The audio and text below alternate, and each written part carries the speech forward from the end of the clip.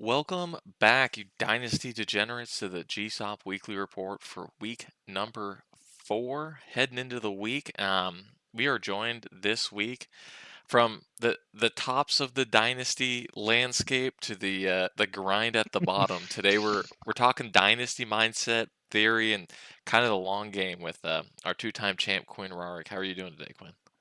I'm doing good. Thanks for having me. I was really excited to join here today. I've been listening to the last few episodes and yeah, I was really excited. And as I told you, I was actually a little nervous, but no, this is been ready all day for this and been thinking about different things and thinking about my team and what we can talk about. So yeah, Yeah, thanks for having me. I love to hear it. I mean, I think we're definitely picking up some steam with the podcast. I'm feeling more comfortable as a host, so I feel like it's getting a little spicier. We had a good guest on last week with Isaac, but um, with Yeah, our two time. Your episode with Isaac last week was really. It felt like it wasn't like just a couple time episode thing. It felt like it had been something that had been around for like at least a year or so. It was well done. I know a few other people who've done some podcasts that were a lot rougher at the start. So Yeah, dude, this is just talking dynasty about the league with my friends. I mean, like, you guys all know how much effort I put into this. We're doing drunk power rankings, the magazine, random pod episodes, just as much content as we could put out for you guys. That's kind of my main goal. I love doing it. It's kind of just a passion project on the side for me. So I love that you guys enjoy it. I've got a lot of really good feedback. So thanks for everyone listening tonight. If there's ever any questions you want to ask, like the next guest, just let me know. We have next week on the show, we have Taylor, who y'all have heard from before on that random pod we put out that was like 2 hours long. But if you got any questions for Taylor, shoot me a message. I'll ask him. Um, but I really wanted to start with um, the kind of mindset you're in now. I mean, you went from being back-to-back champ, selling out for a three-peat, to pulling the wheeling and dealing, pulling out the classic Mitch move with the player and a third for a second. How's your mindset shifted from trying to win to moving on to selling scrubs for picks? well, yeah, it's been a little tough. It took me about a year, I'd say, to get to this point. Last year, I think I probably should have started the rebuild a little early. I think, obviously we've talked about this a little off the pod, but after winning the first two, I went all in for the three-peat and made some regrettable moves, and they didn't work out for me. And then I think last year I knew I wasn't good enough because the big thing that I looked at about my team the last 2 years after Brady retired was that gap at quarterback. I felt really good about my skill position players, and I even felt that some of them were going to play well into their at least their for a few years into their 30s. And in some cases, I still think, like I still feel good about Devonte Adams. I was happy to see him score that touchdown, that long touchdown here this weekend.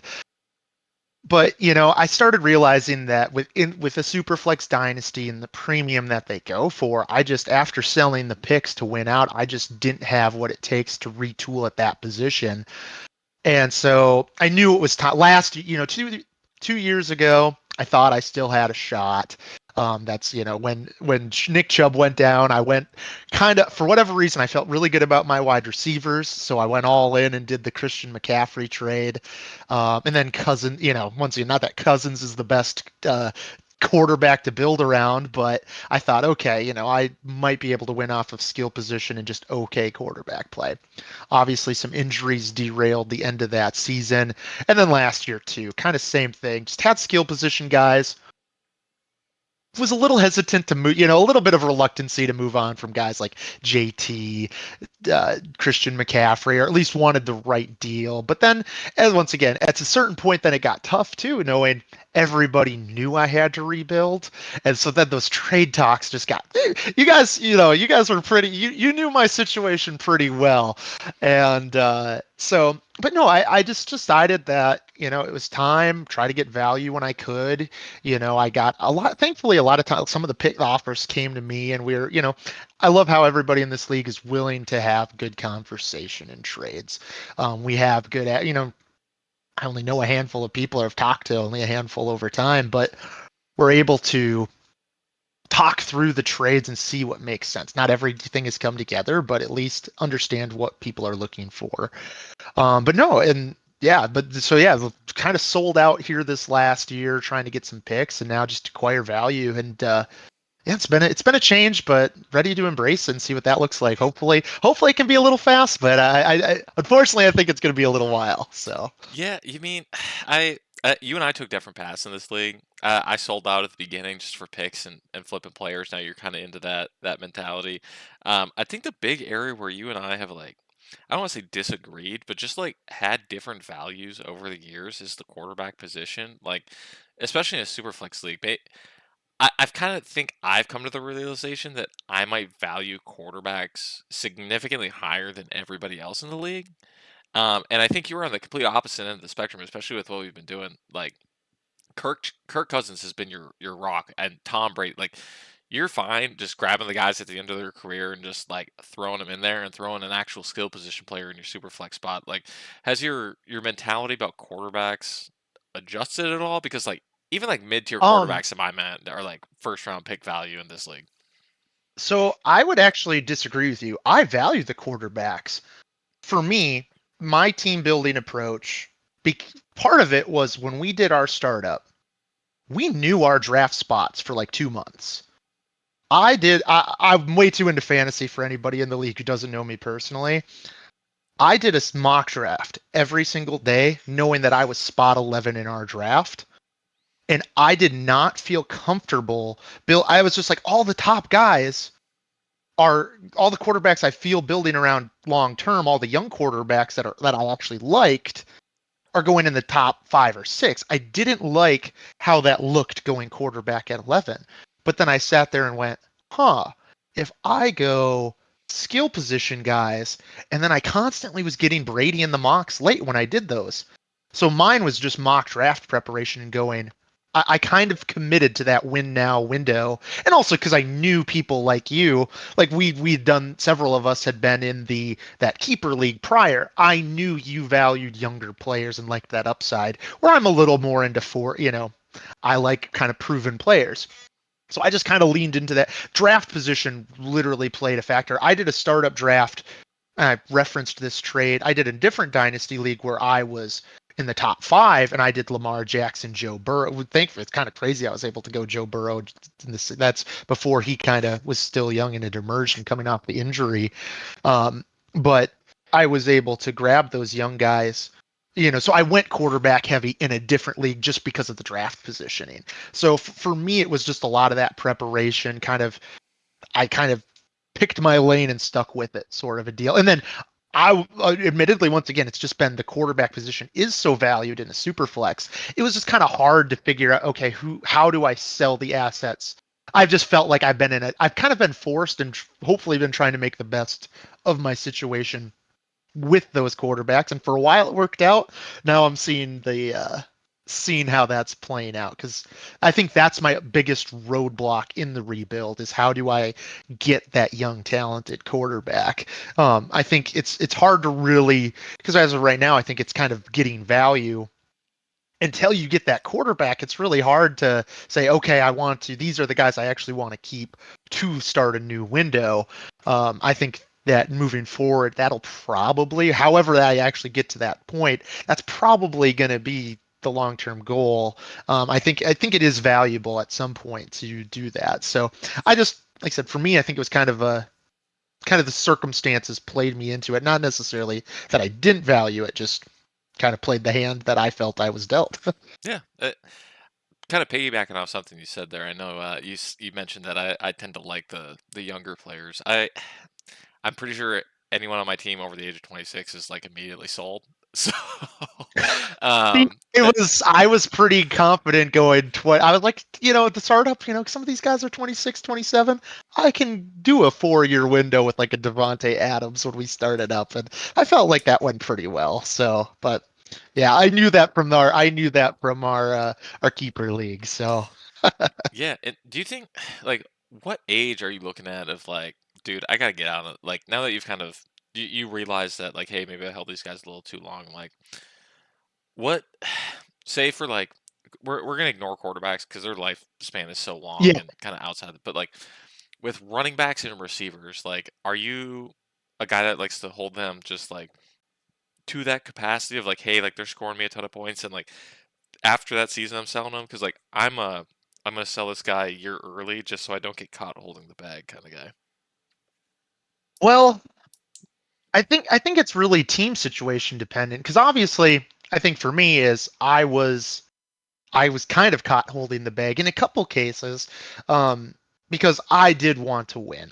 If my team would have stayed good and I say Brady played another year and was usable, or even last year McCaffrey didn't get hurt. The McCaffrey injury last year really made it tough to sell. I was like, okay, I'm not going to be good. He has some value, but what if he doesn't recover?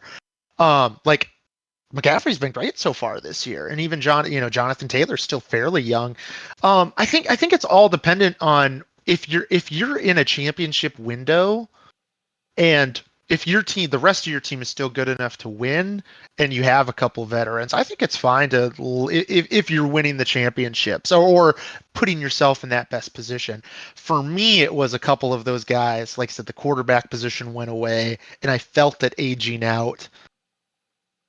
Yeah, it's tough because, like I said, I think I sold like it really depends on the player and the like running backs. I would probably say, like, being that I'm in a full rebuild, like it sucks because he's finally playing back to how he was in 2021. But Jonathan Taylor, I have loved Jonathan Taylor since he came into the league, and he just kind of always had that injury bug in the Anthony Richardson thing, for example.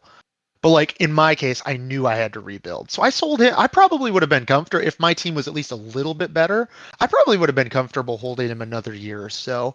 Um, but like once again, I had to rebuild. As a contender, I would be comfortable with Jonathan Taylor probably for another 3 years.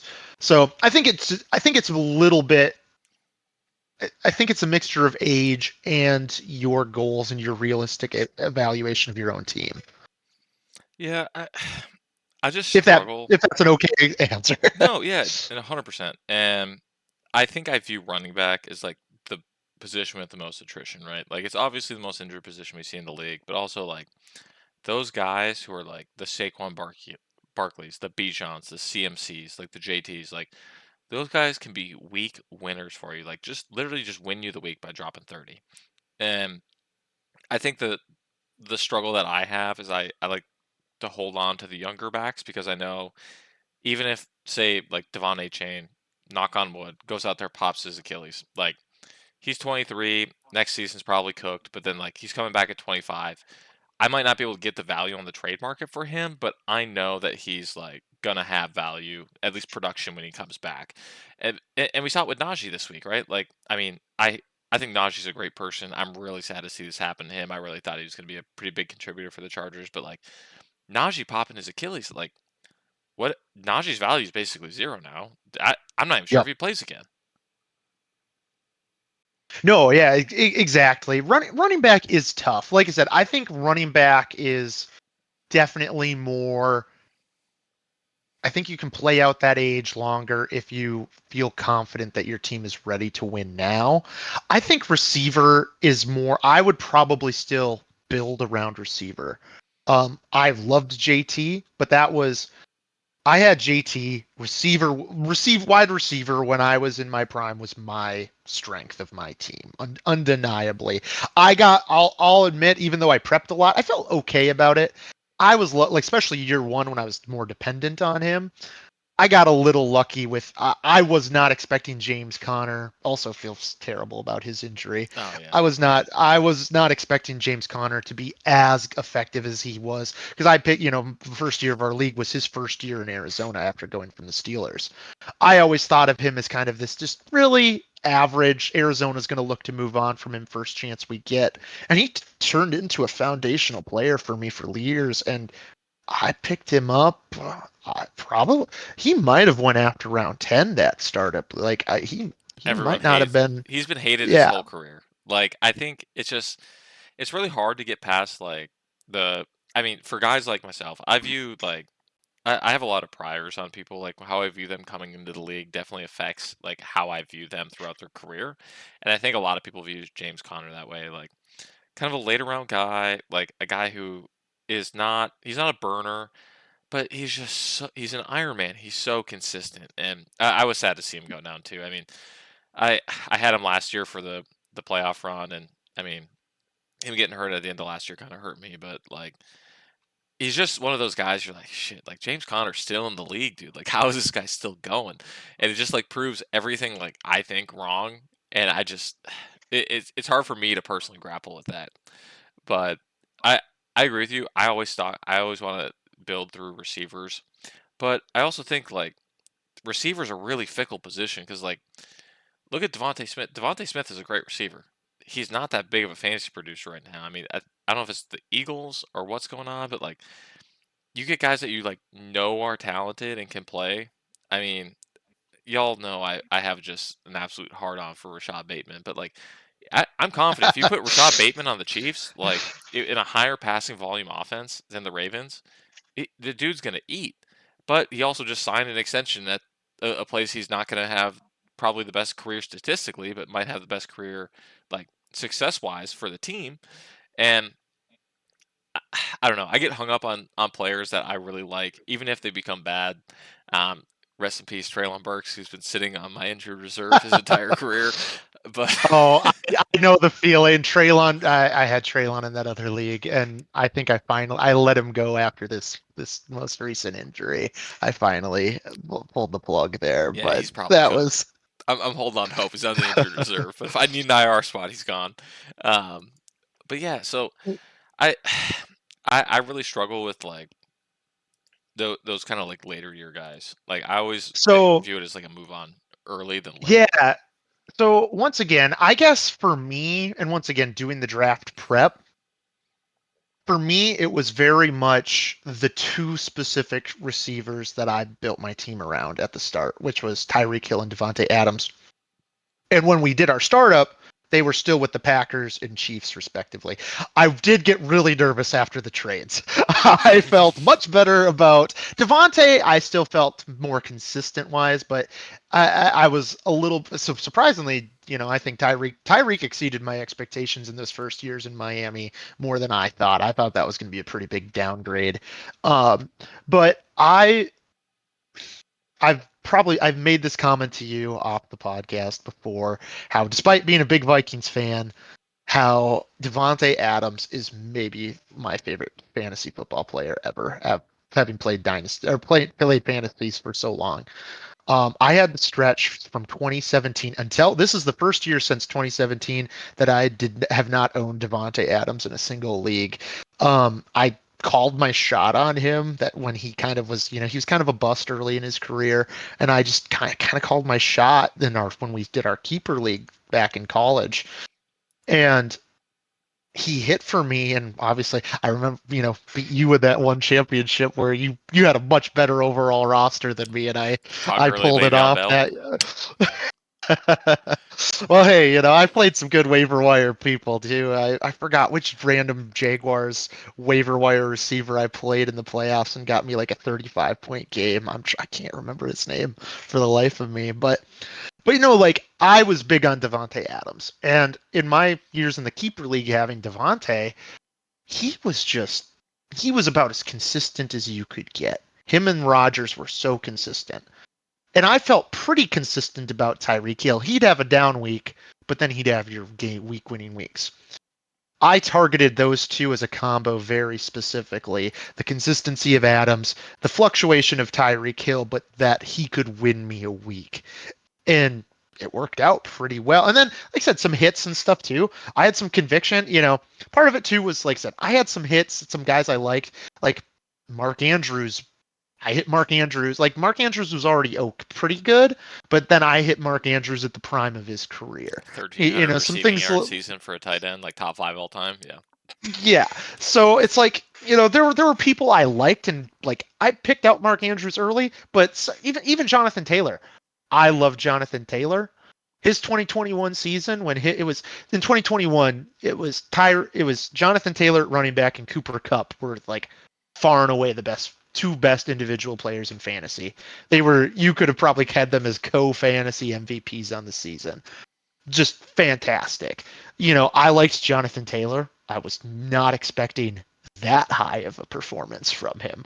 You know, so I think it's the receiver can be fickle. I think you have, like I said, start. I feel like it is probably a little bit harder now that we're in the dynasty as well, because you've got your established receivers with their quarterbacks. Like a Justin Jefferson, I probably would have considered Justin Jefferson similar to a Devonte Adams, that really consistent with high points. you know, as a massive Vikings fan, I'm still optimistic, but we've got to figure out, Jefferson's been pretty quiet these first few weeks, JJ's not the if problem on this team. I can tell you. exactly. It's not Jefferson, but is the quarterback and the games like what is the game? What is the general game plan going to be? Is he going to get back this season? He's fully capable of it as the player, but does the team around him support that ability?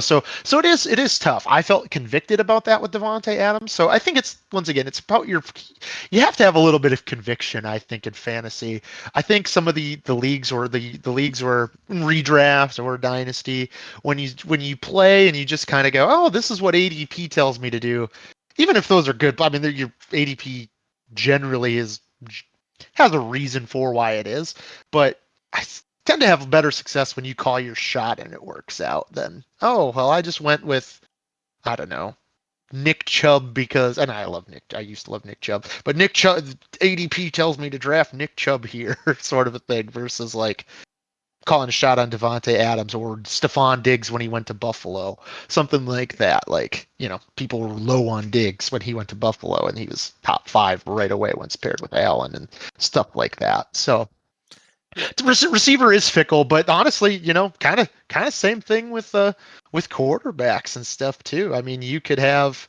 I mean, I've seen negative point performances out of quarterbacks.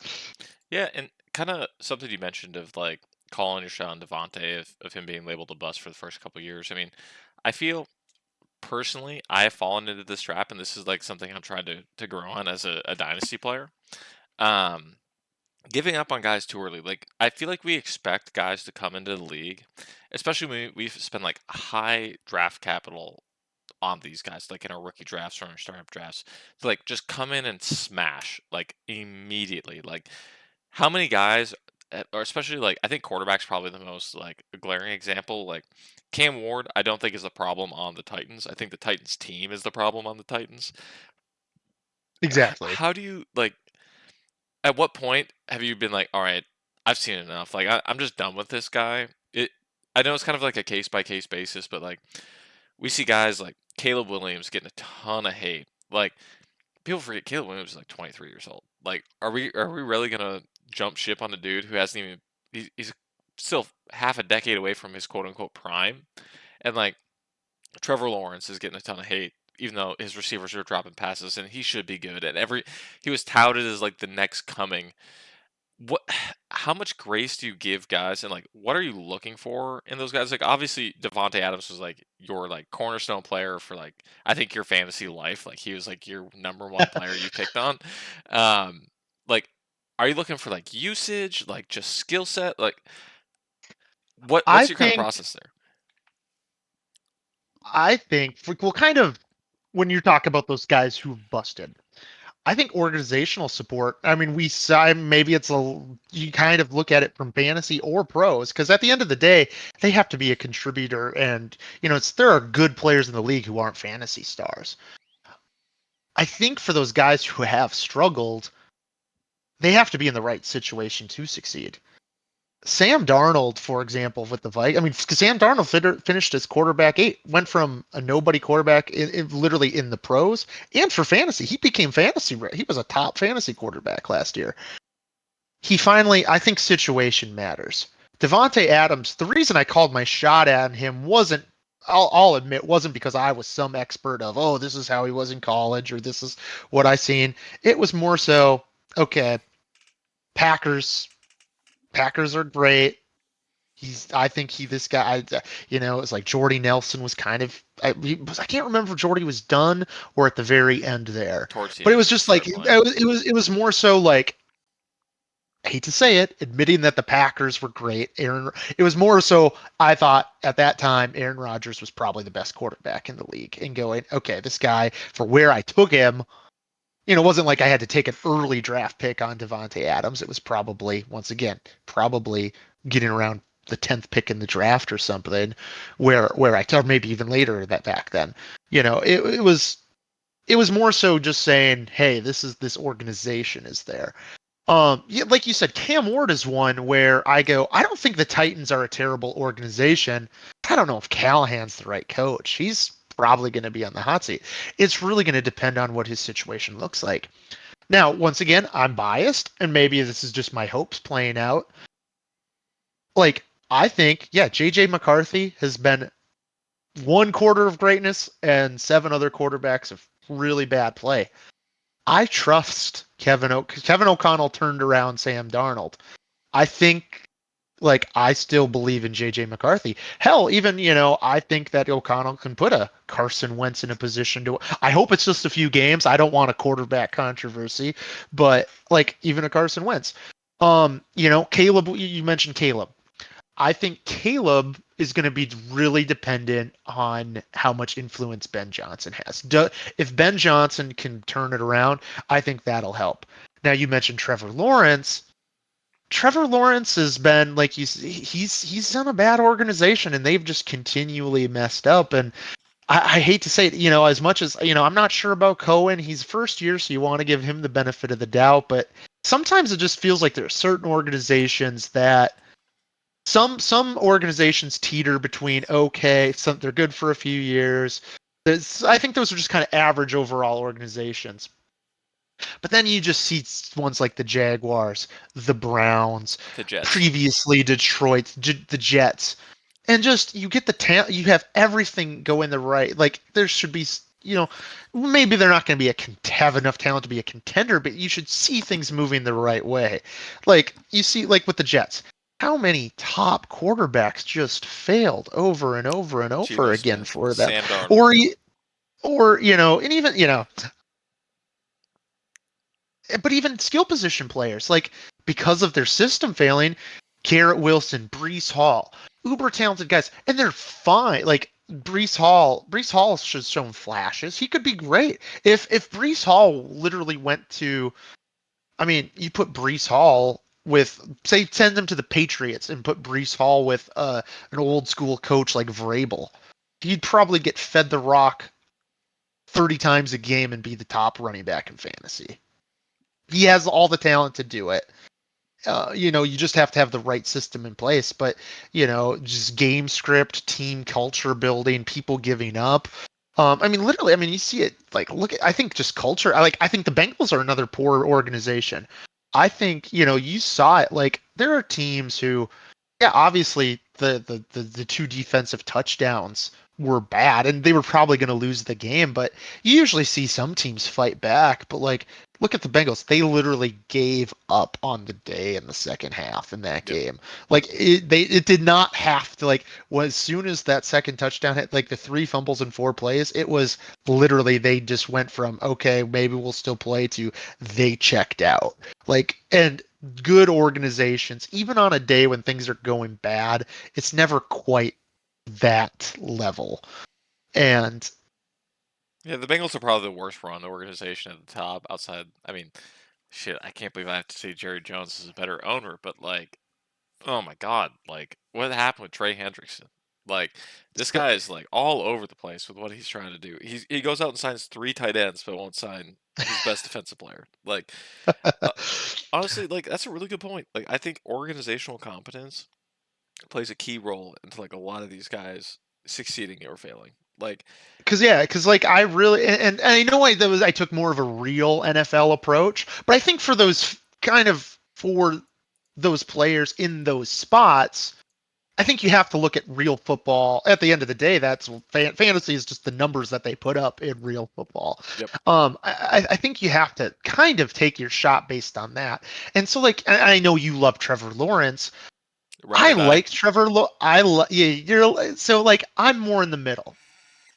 I think Trevor Lawrence has all the talent, and I admit he's been. I don't think Lawrence is the problem, but I also don't see the route to him getting better because he's stuck in Jacksonville and he just signed a long contract. What is the game plan? Do you see things in Jacksonville getting significantly better? I thought maybe there's a chance, but once again, Jacksonville just seems like, okay, you brought in an offensive minded coach. BTJ looked phenomenal last year, and then Travis Hunter. Something seems up with BTJ to start the year. They haven't been able to get Travis Hunter loose. It's just like at some point, it's like, okay, well, like I said, I agree that the talent is there, and I don't want to blame him. But yeah, like, is that because maybe he's just average? Maybe he's never going to be the top guy, or maybe in a different situation he could. But I think there's limits. So like I'm kind of to that point where I don't think Trevor Lawrence is ever going to be. You're not going to be talking about Trevor Lawrence the same way you talk about Josh Allen, Lamar Jackson, or Patrick Mahomes as like the top three quarterbacks in the NFL. Now, could he emerge and still be a quality guy? And if he got on the right situation, I still think early development is important. So like literally a Darnold. Like Sam Darnold played phenomenally with KOC, but yet when things got tough in those final two games last year, we saw the ghosts from New York. He was rattled, and that was old school Sam Darnold. Nothing KOC and stuff could do. So once again, it's tough. It is. It's a very situationally dependent. But I'm more willing to take a shot onto somebody if they go from a bad situation to a good situation, or a new opportunity arises in a good organization. I'm going to be barring a complete change. Like I just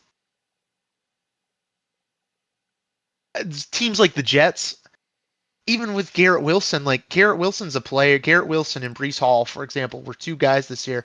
Like I said, I think they're phenomenal real players, and they could be good, but they would have to be such steals at ADP value. They're just players that I would have always like look for somebody else and just a better team over. Like I just those are guys like players in bad situations. I have a hard time taking over a comparable player on a team that I feel is better. Yeah, and I'm gonna take a page out of the Jackson Smith and Jigba playbook when he was asked about how Shane Waldron is a coach because he's the Jags passing game coordinator. He's a really nice guy. Yeah. No, and that's true too. But that there are coaching matters. Um yeah, and situations likewise. Like JSN is exactly that. The Seahawks are a well-run organization. They had a terrible play caller his rookie year. Jackson Smith and Jigba, I feel bad. I feel bad for not calling a shot on him and trying to acquire him this offseason. I was sitting here going, I think he's going to continue to grow and get even better. I heard where I really thought that it was a non-fantasy thing. Leslie Frazier, because he's the Seahawks defensive coordinator, he did an interview with Paul Allen randomly in the spring, and he would not shut up about JSN. And I was like, in the moment, I was like, oh my god, this guy could like Oh, take 100% another agree. step. And then I never followed through with it. And I'm kicking myself because I guess I don't know exactly. Didn't see his stat total as much this week, but what first 2 weeks was he still over He's, g- 50% target that's what I share was gonna and say. He's putting got like up? a 50% target share, and like I 100% agree with you. I tried to buy him off Matt and the Hashling Slashers the entire offseason. Like I play in two other dynasty leagues and I have him. Like I was 100% in on JSN, and I could not get him off him. Like I was offering him like So first in a player, like first, second in a like I could not. Like he would not move him. So even if you thought you were convicted on him, Matt was clearly convicted on him. He was not letting him go. So, but but yeah, yeah, but that's like a crazy he's in a target share. situation. Yeah, like he's in a situation of his situation improved, but he was never in a terrible organization. The organization wasn't going to let things continually to like the Seahawks are, I think, a pretty fine team, and they're the NFC West is tough, so I'm not going to sit here and say they're going to be a playoff team because what I mean, all of them. They all could make it. They're all 2-1 except for the 49ers who are undefeated. Like, but their 49ers are completely injured. So, like, I don't trust the Cardinals, but like they could see the Seahawks could be in the mix for the play. I don't think they're a contender, but they're going to be in the mix because they're well run and they've got talent. And Darnold. We'll see how Darnold plays, and if Kenneth Walker and them play, that's a good team. And JSN's probably their best overall player on that team, and he dealt with that adversity, but he was in a good situation. So, um, yeah, once again, I know we're kind of rambling here, so I don't want to know if you want to linger here, but like a Malik Neighbors, for example, like Malik Neighbors, all the talent in the world, shows the flashes like he did in week 2, but it's going to be a little dependent on how much of an can Dart come in and be improvement. I think he's going to have his ups and downs as a rookie. Can't be much worse than Russ. I think Malik Neighbors, like how high his ceiling is going to be, it's going to be completely dependent. Dable's getting fired. It's going to be who is brought in to replace Dable. That's going to depend. Malik Neighbors could be the best receiver in fantasy the next few years, or he could turn into a Garrett Wilson, who's, yeah, he's a wide receiver too. I think that's probably the best example that I can think of just uber talented, but his situation is really going to determine his ceiling versus his floor. Yeah, I think the biggest smoke there is starting Jackson Dart in week 4. Um, that means Dable is basically desperate for his job. This is what happened to Justin Fields too in Chicago. Like when somebody's desperate for their job, they might try to rush their rookie quarterback in just to pray they have something. But Yeah, they could they should probably go Jameis just for us fantasy managers. oh my That would God, be. Jameis is probably the best fantasy quarterback I've ever seen. Just for like his, not for himself, but for his weapons, because he's slinging it. He has LASIK now. He can sling it again, dude. I'm Well, and when he shocked. throws the pick sixes, okay, no, the run game goes out the window. Yep, So and he's slinging it around the field, so wheels up for Malik Neighbors at that point. So, um, but no, I that's kind of my big like this is my biggest conundrum in fantasy. Like, I'm convinced Jameis Winston is a top 32 quarterback in the league. Like, is he definitely gonna throw a ton of picks? Yes, but I listen. I would rather have him over Spencer Rattler. I would rather have him over like probably a couple guys in the league, and the dude can just sling it. But I think like the reason Jameis has stuck around the league so long is he has changed his personality to being not just the best player he he's a can locker be, room guy. the He's a best locker room teammate guy. he can possibly be. And like having that guy on your team is worth more than just like him playing. So Oh God, him and Scatabo on the same roster is going to be interesting. I don't know if you've seen Scatabo so far on sideline things. He's been funny. That's going to be a fun little locker room. Even though they're, I mean, I feel bad for. Hopefully the Giants like aren't complete trash. Hopefully that's a Russell Wilson thing. But um, yeah, the Cowboys are so other than bad they other made than other Russ than look their not on-field good. success, that might be a fun little locker room. Oh, it's probably But the best vibes locker room in the league outside the head coach. But yeah, um, but yeah, kind of moving on to something else. I mean, this yeah. is league's going into its 5th year. Hey, what have you noticed change in like since year one? Do you think people are a little sharper now? Do you think people take more risks than they would like in the startup Hmm. draft? Um, what are your kind of thoughts on like people's kind of attitudes? Like, I feel like everyone's kind of coming to their own as a manager and like what their strategy is. There's a couple guys that just have to float Yeah. in the middle, but I think everyone's got like some seasoning on them. They have grasped dynasty and like the league, and I'm not adding Isaac into this because he is went full rebuild mode, but like I think we'll see a lot. I think I can see stereotypes coming through with like who values what and why. So like I'm just kind of interested to hear your opinion on if you think Yeah, anything's no, changed. I would once again maybe a little generic. I don't think I'm going to go into anybody really individually, but even I'd throw Isaac in. I think Isaac is makes he's been here long enough, and I think he's handled the rebuild very well. He's going about things the right way. But yeah, I think he just. I'm not going to sit here and say I think I've only met a handful of people in the league, if that. Maybe is it only who? How many people were from the flag football team again? Because I always struggle to remember who was from flag football in our keeper league and then who So came over to we this. had Matt from flag football. Okay. I don't think anyone else was on the flag team. I think it was just Matt. Okay. In the So keeper so league, we I've had like half the literally team. So yeah. So I've literally only met you and Matt, and then I think talked with Miguel in in the Discord during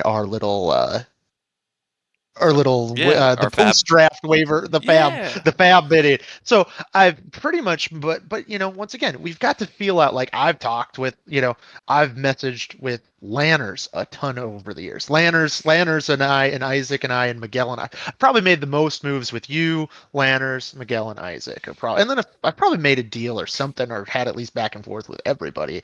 But once again, you kind of get the feel, and you, even though you haven't met people in some cases, you get a feel for who they are. I know everybody's a good guy, and like once again, you kind of know the values or have a rough idea of like. I don't think anybody's out here trying to like actively. One thing I like about this league too is I think everybody's in it. Obviously, everybody wants to make the best move, but I don't think anybody's also completely ignorant and making moves just to the screw somebody over or really throwing out a trade that's so wild that there's trades where there's definitely a difference in value. Hell, I threw out a couple I threw out a couple trades last week, with the Mason. I was like, well, I wonder what I can get for Mason. I'm to that point, but like I also I wasn't going Mason for a first. You know, things like that. You feel things out, and I think there's a lot of respect and stuff, and a lot of comfort and stuff there. In terms of overall change, I guess I once again just changes of certain teams probably like obviously I'm in a rebuild, and certain teams you're like yeah like Lanner's team is more competitive. I think his team's in a much better position. So, but that's not really I think how you're talking about that question. So I think just that familiarity and being able to engage. I think there's a lot more of that, and because I think that first year I think because I knew you the most, I think I made several trades with you and then like nobody else. I think it may be one other small trade. I defaulted to, hey, what are your thoughts on this? Because I knew you really well. So Yeah. yeah, I think that ability to literally, like I said, certain people have kind of offered me, like I said, that handful of people that I mentioned are probably who I've made the most deals with. But like I'm comfortable reaching out, or I feel like if anybody wants to reach out to me, I don't think there's any discomfort of like, oh, I can't reach out. Like, I think we've had good access, and I think everybody knows that there's these avenues. Like, I'm pretty sure I have everybody on the league on Snap. Well, obviously we have the group chat, but I think everybody individually is also, at least I think I've added everybody, unless there's like one or two who snuck through the cracks or without, once again, mostly do the group chat, but for just, talking about trades and stuff, that's been a really good little resource for it and stuff. So I think that's it. And that's what's awesome is it's a good community, and that ability to, you're in July and you'll see a trade offer come in, or at least discuss it. And I'm in other leagues with people I've known from since high school, and they're not as engaged as that. So that's something that I think is this is probably once again several years in. Even though I'm in leagues with more people that I probably know, this I still, even though I'm rebuilding stuff, consider this now my main league. I love it, and I don't say that because I'm on a podcast. That's just literally what when I'm thinking, and if when I probably over the last few years, and I'm in too many fantasy leagues on a given week, I definitely put the most like roster construction thought into this league. Like I definitely think more about trades or who, or prior overthink my setting my lineup when I was a good team versus I was like, okay, I need to prioritize my start sits on this. If I make the wrong start sit in this other league, who cares? Sort of sort of a mentality. So yeah, it's kind of a long rambling answer to it, but yeah, that's kind of what I've seen over the last few years. I'm pretty sure you're just sucking up to the commish because that's what I try to build in this league is the community, and like that's kind of like the main reason for the pod, right? Like just kind of getting everybody's kind of just out there. I mean, I know basically everybody outside of Justin Vu, like personally, but I talk to Justin all the time, and like it's really about kind of just driving that engagement and building that community. So like people are open, like, hey, dude, I'll shoot you this for a third. I don't know. How about a sec? How about this player in a third for a second? And like doing that kind of shit, right? Well, And exactly. That's literally the Jordan Mason trade. That's literally my Jordan Mason trade that I just made this weekend. yeah, and it's nice to hear other people's perspectives because, like, I mean, you and I talk quite a bit out just like in real life, but like just kind of getting everybody's perspective on the league, their team, topics about what's going on recently in football and stuff like that. I think this drives a lot of really good engagement. It's definitely more popular than I anticipated it being, but like I listen, I'm not going to complain if something's a hit. I mean, I've tried to recreate drunk power rankings about 8 times, and I can't remember how many times I failed. You're never gonna be able to perfectly recreate. Some things are a one time. It's gotta be natural, you That was know. lightning in a So bottle. I remember sitting down to yeah. writing it. I don't remember finishing it, but it got funnier the longer it went. So, um, but yeah, so it's been a great time talking. I think we got hit like a lot of really good theory discussions. Anything you want to bring up before we get to Wesley's locks of the week and I recap all that? No, like I said, I think we covered a lot of some of that philosophy side of things. Got to I appreciate you letting me share some of my own philosophy and some of my experiences in the league. No, I think we can move on to that. It was a lot of fun talking about these things. All right, so we had a live trade go down last week during the pod with, but I wanted to. I got one in my inbox that I'm questioning accepting right now, and I kind of want to hear your opinion on it and see if you think it's worth me making this deal right now.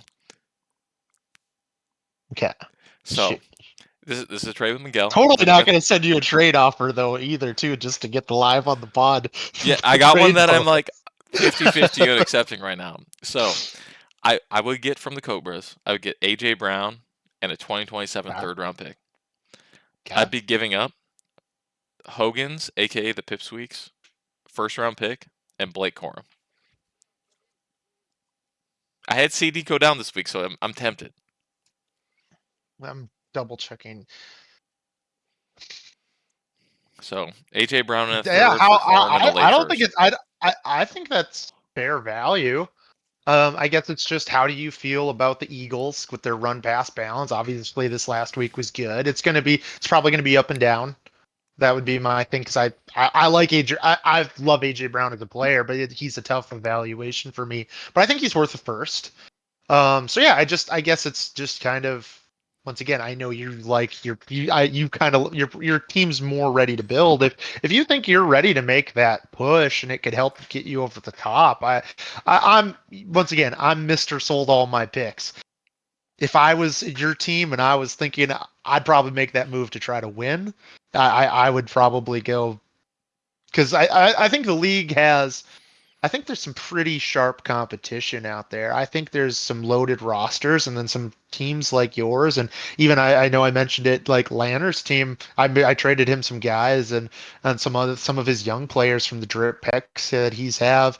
Like I think, you see a jump in the guys like Hampton and Genty along with some of those vets he acquired.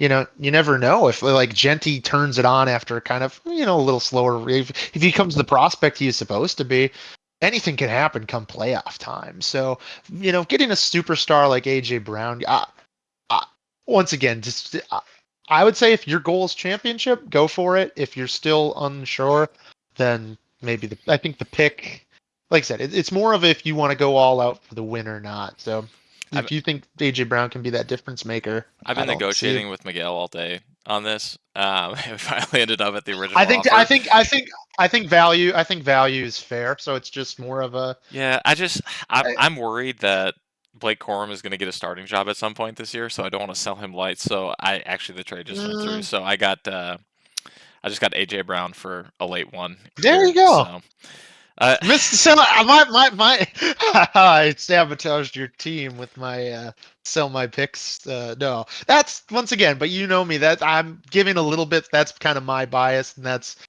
once again I kind of have told you more off the pod. Some of the trades I made when I did sell my picks weren't actually me seeking them out. It was just a pick that I liked came to me, and I was like, screw it, and just embraced it even more, like the Mike Evans trade I made in year two and stuff. So, no, I think if your team is ready, picks don't score you any points.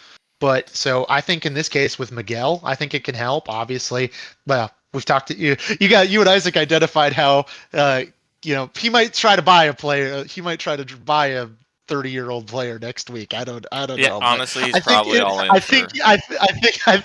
I think his moves, and I sent him a trade offer um last week thinking maybe, he'd maybe want a middle-aged guy, and he alluded that he wanted more so to build up picks and stuff. So I think it's a good trade for the direction of both of your teams right now. So no, Yeah, that's a pretty big one.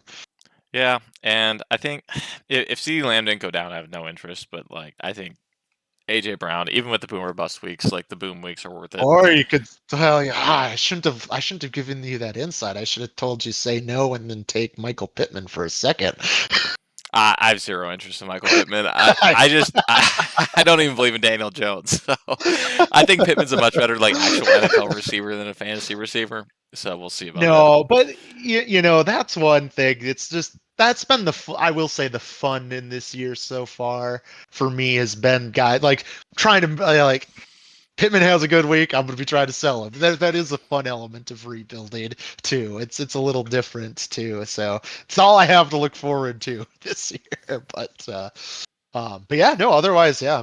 So we got the trade in. But yeah, Got the how trade about in, and now we're gonna go to Wesley's locks. Last week, Wesley had a rough week. Only picked 2 right, but uh, Isaac let us down. He only picked 3 right. So Wesley's still up 12-11. So you got some ground to make up this week. Wesley put his locks in. I was sitting in with him here prior to the pod. Mom went on a walk with the dogs, and me and him were sitting down here strategizing what we want to do this week. So um, for the first matchup of the week, we have the Plano Aussies versus the Quebec Rangers. You and I. Wesley's obviously going to go with the hometown team and lock the Aussies in. But any insights from the manager of the Rangers? yeah. Well, some little like inside knowledge. I think Coach has the team ready to play this week. Uh, you might see some surprises. QB1 Joe Flacco. No, yeah, I think Plano Aussies is a pretty safe lock. But like I said, you might, maybe there'll be a performance or two on the Rangers that'll surprise. But I don't think they're quite ready to put up a fight. Yeah. And then next, this is probably my most interesting matchup of the week, personally. The Ohio Hashling Slashers versus the Minnetonka Loveboats. I think this is much closer than the projection shows. It shows that the Slashers are going to win by quite a bit, but the Loveboats, they're 5-1, dude. Like it's looking good. Nothing but I would say wheels up, but anchors up for the Loveboats, I guess. I will say, I knew it when you asked me to come on earlier. I feel like the projections were different earlier in the day. I actually thought Love Boats had I thought they were favored when I looked earlier because I thought I was picky. I think I have Matt and the Hash Slingers winning, but I thought I was kind of picking the upset. Admittedly, I know Love Boats are 5-1. Yeah, no, I had it going down to I like both teams. I think both weeks. I think both teams. Well, Jordan Love against Dallas could go off for Matt. Mahomes and they're just the way the Chiefs are currently playing on offense. I'm a little nervous. I think Love Boat's quarterback matchups are just tough. I think Rodgers against the Vikings, and then Penix coming off a bad game against the Commanders He just might have aren't as Jaden Daniels favorable back. as He might have Jaden Daniels if he plays this week. I will just say the advantage that I think Matt has is Love and Jacobs against the Dallas defense. I think having the two premier players for the Packers against what might be the worst defense in football, and then the roster full of talented, skilled position players is just I think gives them an edge. But I think it's a good matchup. I think both teams have like James Cook has been phenomenal this year, and he's the type of player. And then even there, Amon-Ra St. Brown, it's hard to count him out, but that having him against Cleveland. But then again, I mean, Detroit's a lot better. Might just week one might have been a fluke, and they might have the best offense in football again too. So who's to say? Who you got? You said pros for both sides. You on I, the I said hash slingers. I thought I said so. okay, Hash slingers, pretty. It was my pick. Yeah. okay. Next we have probably a pretty lopsided matchup with the Fridley Timber Goats versus the Hudson Horn Dogs. Wesley took the Timber Goats here. Yeah, I think I'm gonna have to go Timber Goats. Like I said, I'm sure Isaac has some local insights. Got the team ready to play. He just got Calvin But Ridley. yeah, Yeah. He's loading up to beat you. He just needs a couple players. That's all it's going to take. Well, I've been trying to sell, so maybe he'll take Michael Pittman off my hands if he wants to beat me. Um, but no, yeah, I think I got the Timber Goats in that one too, comfortably. But yeah, I think that's unfortunately, I think me and Isaac are in the same boat and there won't be probably any picks for either of us this year. Yeah, I hate. There's got to be a pick at least one week because you guys do play each other for the bottom. That is true. I'm rooting for Isaac here just so I can get the 101 with your Huh, pick. I wonder. I really hope I win that game. Sorry, Isaac. Just not for my own. Yeah, make my pick worse for Mitch. Yeah. But the next matchup, I also think this one's a close one. I'm not quite sure after the AJ Brown trade how it's going to go, but the St. Paul Slammers versus the Copacabana Cobras. Yeah, I picked the Slammers here. I think I do like their overall roster just a little better, and the Brown train does move things.